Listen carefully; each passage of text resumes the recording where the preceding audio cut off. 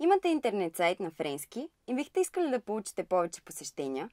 Може би вече сте опитали да оптимизирате. Купували сте ключови думи или линкове, но без да получите очакваните резултати. Това е момента, в който разбирате, че няма никакъв смисъл до сайта ви да достигат посетители, които не се интересуват от това, което им предлагате. За да предотвратите това, трябва да следвате едно просто правило.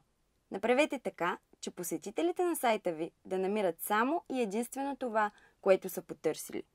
Това означава, че още при създаването му, вашия сайт трябва да е замислен спрямо ключовите думи на вашия пазар. Знаехте ли, например, че термина интернет оптимизация на френски е référencement? Това означава, че ако сайтът ви е бил неточно оптимизиран за думата référencement internet, няма как да привлечете на сайта си качествени посетители. Точно това е основната задача на оптимизацията за моторите на търсене.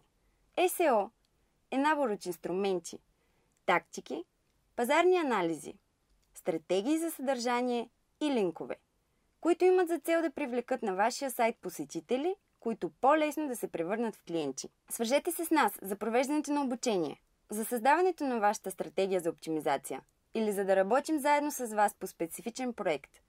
За нас е важно да направим от вашия уебсайт вашия най-печеливш канал за продажби.